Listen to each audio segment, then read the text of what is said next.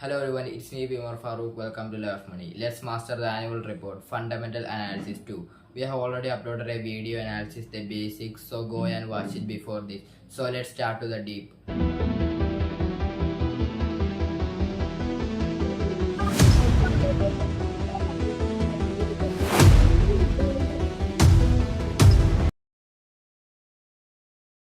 Mastering the annual report. A strategic guide to fundamental and business analysis. Welcome future financial tycoons, anyone who accidentally walked into the wrong room but decided to stay because there might be a free coffee later. Today we are conquering the Mount Everest of corporate homework, the annual report. Most people look at 200 pages corporate filling and treat it like an instruction manual for flat pack furniture. They ignore it completely until something collapses. But we are going to turn you into a financial detective. This deck is your strategic guide to fundamental business analysis. By the time we are done, you won't just read balance sheet. You will see right through them. Let's dive in. Defining the annual report.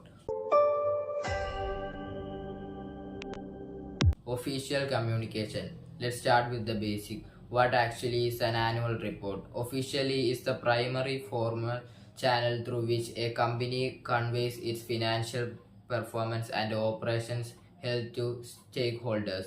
It targets existing shareholders and future investors, providing a structured look at the past year's result and future projections. Essentially, it is a legal document of accountability and strategic intent. The reality check.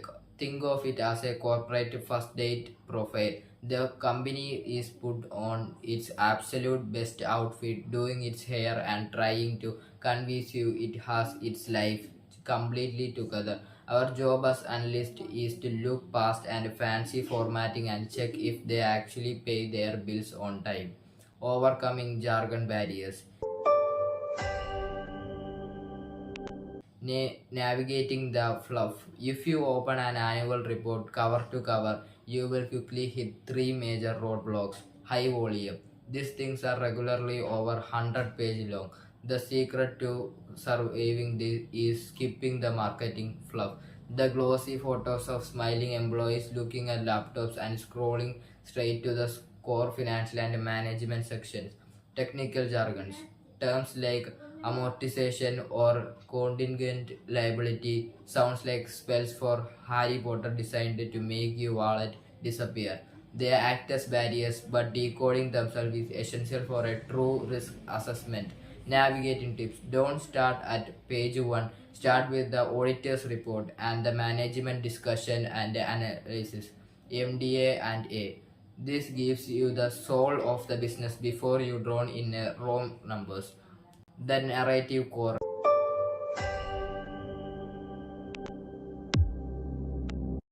Reading between lines. The management discussion and analysis section is where management gets to explain themselves. Management discussion. This provides context behind the numbers. It explains why revenue spiked or where the bleeding is coming from. Forward looking statements. This gives you insight to management's vision for the next 12 to 24 months and their capital expenditure plans. Board profiles. This let you access the expertise and diversity of the leadership driving the company forward. When reading the MD&A and A, pay close attention to turn. If a company has a fantastic year, they take all credit. If they have a terrible year, they blame the weather, the economy, or geopolitical alignment. Look for managers who take genuine ownership of their mistakes. Accountability and governance.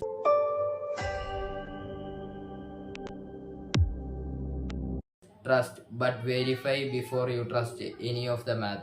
You need to check the guardrails. The structural value of a report is hidden in the three places section. Strategic value, what to look for. Auditor's report verifies financial accuracy. Unqualified opinion, a clean bill of health. Governance report checks ethics and board structure. Independence of board members are their cornies. Notes to accounts expose hidden risk and details. Accounting policy changes. Are they moving the goalpost? If the auditor's report contains a qualified or adverse opinion, that is a massive red flag. It is the accounting equivalent of a check engine light that's the smoking. The profit and loss statement.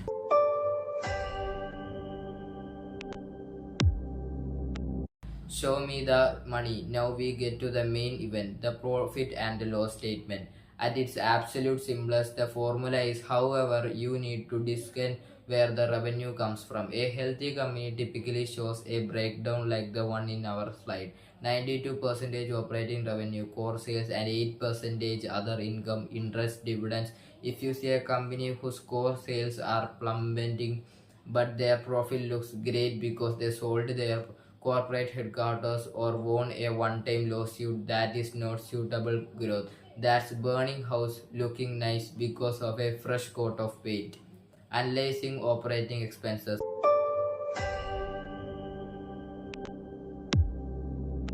Efficiency under the microscope. To know how well a company is run, you have to look at its primary cost drivers. Operational efficiency is entirely determined by how well management controls these inputs. A typically manufacturing firm might look like this.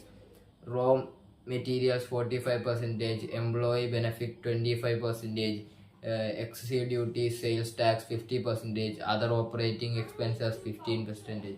Keep an eye on this percentage over a 3 to 5 years period. If the cost of raw materials shoot up but profits stay flat, it means the company lacks pricing power. They can't pass their rising costs on to their customers without losing business.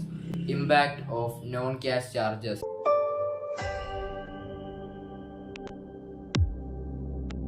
The magic of D&A. Let's demystify one of the biggest jargon terms out there, depreciation and amortization.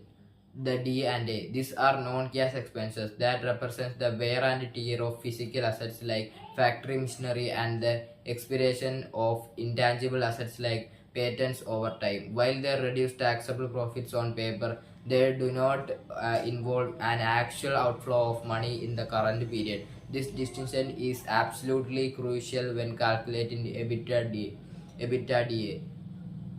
earnings before interest, tax, depreciation, and amortization, which tells you how much raw cash the business engine is generating before accounting tricks and structural debt get in the way. Standalone versus consolidated data.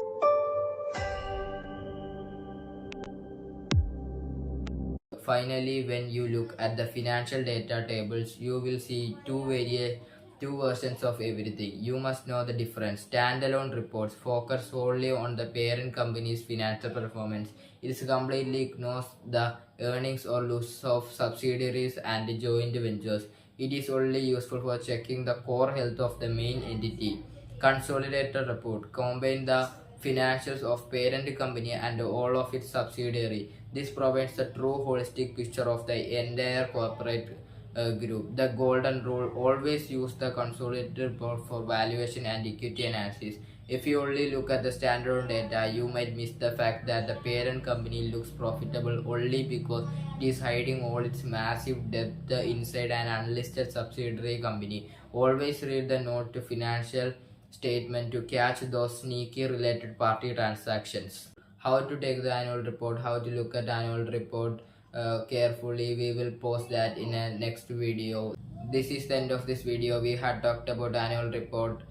Thank you for watching. Stay tuned for next video on Saturday 6:30 p.m. Bye.